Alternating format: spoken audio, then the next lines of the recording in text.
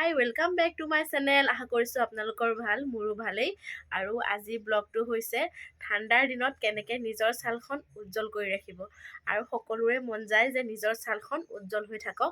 আৰু ঠাণ্ডাৰ দিনত যিহেতু ড্ৰাই হৈ যায়, শুকান হৈ যায়, সেইবাবে ঘৰুৱা পদ্ধতিত আপুনি বেছি বেলেগ বস্তু একো নালাগে, এটা বিলাহী আৰু আধা ফাল আলু, আৰু যদি আপোনাৰ চেনচিটিভ স্কিন নহয় তেতিয়াহ'লে নেমু টেঙা দিব পাৰিব, আৰু যদি হয় তেতিয়াহ'লে নেমু টেঙা দিব নালাগে।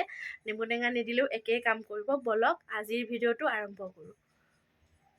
লৈছোঁ 2 আলু, মানে এফাল আলুৰে দুফাল কৰি লৈছোঁ, আৰু এটা বিলাহীটো আপোনাৰ সম্পূৰ্ণৰূপে নালাগে, তাৰ আধা ফাল দিম, আৰু নেমু টেঙা এপিচ। সম্পূৰ্ণ বিলাহীটো নল'লোঁ, এয়া আধা ফাল বিলাহী লৈছোঁ, 2 পিচ আলু, আৰু এয়া নেমু টেঙা। সেয়াৰে আপুনি ঘৰুৱাভাৱে নিজৰ ছালখন উজ্জ্বল কৰি ৰাখিব পাৰিব। কেনেকৈ চাওঁ আহক। গ্ৰেণ্ড কৰি ল'ম।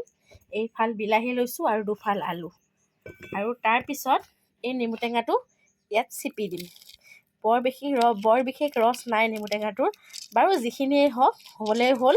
অলপমান বৰফ কেনেকৈ বনাওঁ আপোনালোকক দেখুৱাই আছোঁ। আগতে মই অলপ গ্ৰেণ্ড কৰি লওঁ। লোৱা আলু আৰু বিলাহীখিনি এতিয়া ধুনীয়াকৈ ওলাই ল'ম। তাৰপিছত অলপ বেচন দি দিম, এচামুচ বেচন দি দিম। এয়া গ্ৰেণ্ড কৰি লোৱা বিলাহী আৰু আলুখিনি, আৰু তাত এচামুচ বেচন দি ল'ম। এয়া এচামুচ বেচন দি ধুনীয়াকৈ মিহলি কৰি ল'ম। আৰু যদি আপোনালোকৰ এইখিনি আজি লগাওঁতে শেষ নহয়, তেনেহ'লে আপুনি ধুনীয়াকৈ ফ্ৰিজত থৈ দিব পাৰিব। তাৰপিছত আপুনি 2 দিনৰ মূৰত আকৌ লগাব পাৰিব।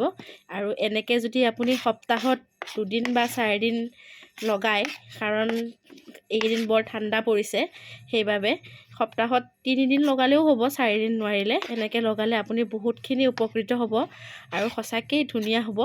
আপোনাৰ ছালখন উজ্জ্বল আহিব, ডেমেজটো অলপ নাইকিয়া হ'ব, আৰু ড্ৰাই স্কিনৰ পৰা অলপ অইলি হ'ব, ধুনীয়া হ'ব। আপুনি এনেকৈ লগাই চাবচোন, আৰু মই কেনেকুৱাকৈ লগাইছোঁ আপোনালোকক দেখুৱাই আছোঁ। আৰু এনেকৈ মই নিজৰ মুখত লগাই আছোঁ বৰ্তমান।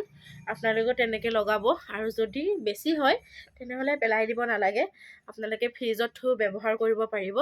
আৰু এনেকৈ কৰিলে আপোনাৰ শুকান ছালটো উজ্জ্বল আহিব।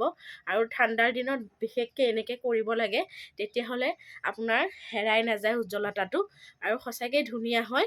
আপোনালোকে এনেকৈ ঘৰত লগাই চাবচোন। মোৰ কিন্তু খুবেই উপকৃত হৈছোঁ এনেকৈ লগাই, আৰু আপোনালোকেও হ'ব বুলি আশা কৰিছোঁ। আৰু আপোনালোকে এনেকৈ লগাব ঘৰত।